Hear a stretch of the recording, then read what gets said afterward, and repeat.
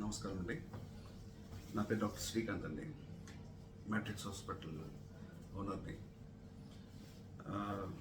నిన్న విజయవాడలో జరిగిన సంఘటన డాక్టర్ ప్రపంచం మొత్తాన్ని కూడా అలా కుదిపేసిందండి. ఇప్పుడు మేమంతా కూడా రీసెంట్గా హాస్పిటల్ స్టార్ట్ చేసుకొని ఏదో బాగుపడదామంటే మెక్కనే కాదు, మనతో పాటు నలుగురు బాగుపడతారు, తర్వాత పేషెంట్స్కి మంచిగా చేద్దామని చెప్పేసి నిజాయితీగా పెట్టిన హాస్పిటల్ అండ్ నిజాయితీగా వర్క్ చేస్తున్న డాక్టర్స్ అంతా. ఇప్పుడు ఇటువంటి సంఘటన జరిగినప్పుడు ఏంటంటే ఒక రకమైన భయాందోళన వాతావరణం కలుగుతుందండి.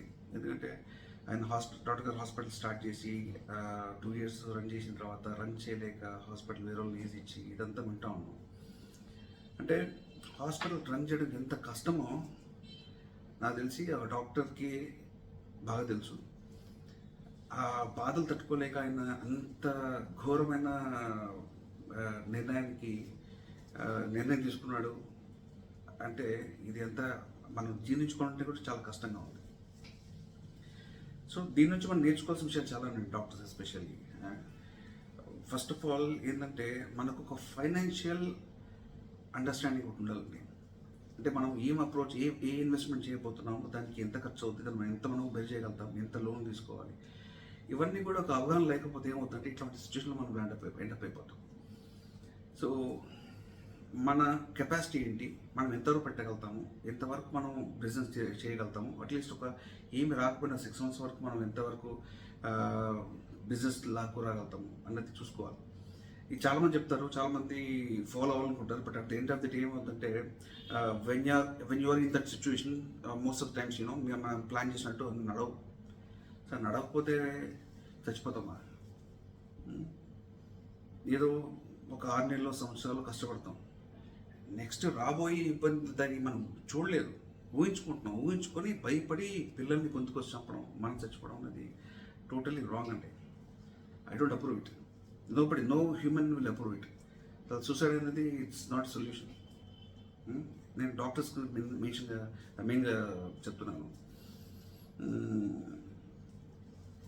ఇటువంటి సిచ్యువేషన్లో మనం నలుగురితో మాట్లాడి, ఫ్రెండ్స్ మనకి ఎవరైతే మనతో పాటు జర్నీ చేస్తున్నారో వాళ్ళతో డిస్కస్ చేసి దీన్ని ఎలా బయటికి తీసుకురావాలి, ఇది కాబట్టి ఇంకో ఆల్టర్నేటివ్ ఉందా, లేకపోతే అవసరమైతే ఆస్తులు మేద్దాం అంటే మనిషి ప్రాణం కంటే ఆస్తులు డబ్బులు ఎక్కువ కాదు. సో ఇప్పుడు అమ్ముకుంటాం, అవసరమైతే తర్వాత కొనుక్కుంటాం. అండ్ ఇప్పుడు ఎన్ని కోట్లు సంపాదించిన వాడు లాస్ట్కి చచ్చేటప్పుడు ఏం తీసుకుపోవడం అంతా తెలుసు. అటువంటిప్పుడు మనం సర్వైవల్కి ఏం కావాలనో అంతవరకు సంపాదించుకుంటే, అంతవరకు కూర్చుకుంటే చాలండి. పిల్లలు చదువు చెప్పుకుంటున్నామా, అది చాలండి. ఏదో అత్యాశగా వెళ్ళి చేయగలుచుకొని ఇప్పుడు మనం చేసిన తప్పులకి ఏ తప్పు చేయని పిల్లల్ని అన్యాయంగా శిక్షించడం అన్నది అది ఘోరం, తప్పు. అది టోటల్లీ బార్బరిక్ అండి. నెక్స్ట్ ఇంకోటి ఏంటంటే, సో ఈ ఫైనాన్షియల్ ఇష్యూస్ మనం సరిగ్గా ప్లానింగ్ చేసుకోవాలి. మనకి ఎంత వీలైతే అంతవరకు మనం స్ట్రెచ్ అవ్వాలి. ఎందుకంటే ఎక్కువ బియాండ్ దట్ స్ట్రెచ్ అయితే తెగేది మందే. కాబట్టి ఫైనాన్షియల్ ప్లానింగ్ చాలా ఇంపార్టెంట్ అండి. రెండవది ఏంటి అంటే, ఇది ఫర్ ది ఎంటర్ పబ్లిక్. ఏమైపోయిందంటే హాస్పిటల్ పెట్టంగానే వీళ్ళకి డబ్బులు ఎక్కువైపోయినాయి. సో వాళ్ళు హాస్పిటల్లో ప్రజలు దోచుకోవడానికి హాస్పిటల్ పెడుతున్నారు, అనవసరంగా మందులు రాస్తారు, అనవసరంగా టెస్టులు రాస్తారు, సో డబ్బులు అని జరిగిండొచ్చండి. ఇప్పుడు జరగలేదని చెప్పను. ఎక్కడ జరుగుతాయంటే, యాజ్ అ మెడికల్ ప్రొఫెషనల్ నేను చెప్తున్నాను కదా, ఒక 20% జరిగిండొచ్చాము.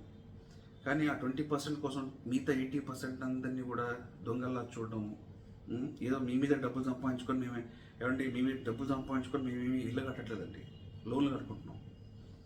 ఎందుకంటే కష్టపడి చదువుకొని డిగ్రీలు సంపాదించుకొని వచ్చి ఏదో ప్రజలకు సేవ చేద్దాం అనుకున్న టైంలో మేము అనుకున్న బిజినెస్ జరక్క జీతాలు ఇవ్వడానికి కూడా కష్టాలు పడుతూ లోన్లు తీసుకొని మళ్ళీ ఆ లోన్లు ఈఎంఐ కట్టుకుంటూ ఆ లోన్ కోసం ఇంకో లోన్ తీసుకుంటూ ఇట్లా డాక్టర్స్ అందరూ కూడా హాస్పిటల్ ఓనర్స్ కూడా చాలా సఫర్ అవుతున్నారు.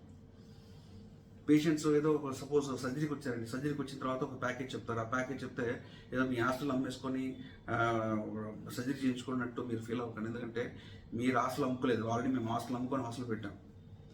కాబట్టి మేము మీకు రీజనబుల్గా క్వాలిటీ ట్రీట్మెంట్ ఇవ్వడానికి కోసం చెప్పి ఒక ఖచ్చితమైన ఒక బిల్డ్ అమౌంట్ మీకు చెప్తాం.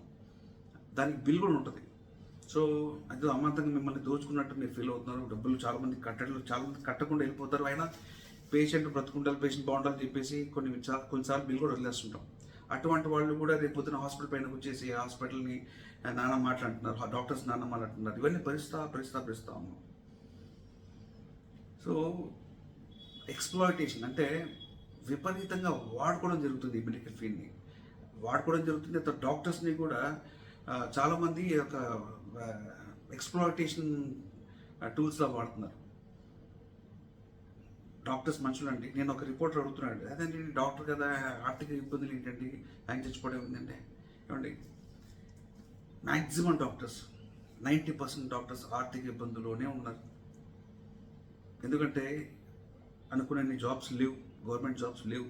సో ఖచ్చితంగా వాళ్ళు సర్వే అవ్వాలంటే మాకు డాక్టర్ వృత్తి తప్ప వేరే ఏం చేయలేవు. అటువంటిప్పుడు ఒక హాస్పిటల్ పనిచేయాలంటే సొంత హాస్పిటల్ పెట్టుకోవాలి. సో సొంత హాస్పిటల్ పెట్టుకుంటే ఇంట్రెస్ట్తో లోన్స్ తీసుకోవాలి, ఆ లోన్స్ ఖచ్చితంగా కట్టాలి. ఆ లోన్స్ కట్టకపోతే మళ్ళీ ఫైన్లు, వాళ్ళు వచ్చి ప్రెజర్ పెట్టడాలు. ఇంకోటి ఒక ఇన్స్ట్రుమెంట్ కొనాలనుకోండి, సపోజ్ ఒక లాప్రోస్కోప్ ఇన్స్ట్రుమెంట్ కొనాలి, అది కాస్ట్ ఎంత ఉంటుంది? లక్షల్లో ఉంటుంది. ఒక లేజర్ మెషిన్ కొనాలి, లక్షల్లో ఉంటుంది. ఎన్ని లక్షలు పెట్టి కొనుక్కొని పేషెంట్ సర్జరీ చేయాలనుకున్నప్పుడు దాని తాలూకు ఛార్జెస్ చేస్తే మన కూరగాయలు బేరాలు ఆడుతున్నారు. బేరం ఆడొచ్చు, ఎందుకంటే మీ ఇబ్బంది బట్టి మీరు మాట్లాడతారు, కానీ ఒక లిమిట్ ఉంటుందండి. లిమిట్ దాటి డాక్టర్స్ ప్రవర్తించకూడదు, లిమిట్ దాటి పేషెంట్ ప్రవర్తించకూడదు. సో ఏదైనా లిమిట్లో ఉంటే అన్ని సవ్యంగా ఉంటాయి.